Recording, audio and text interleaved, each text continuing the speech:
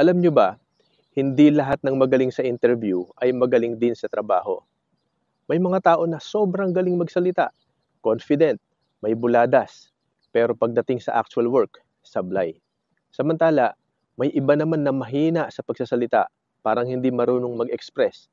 Pero pagdating sa trabaho, grabe, sobrang efficient. Ayon sa Journal of Applied Psychology, malakas ang bias ng interview sa galing magsalita at sa social skills.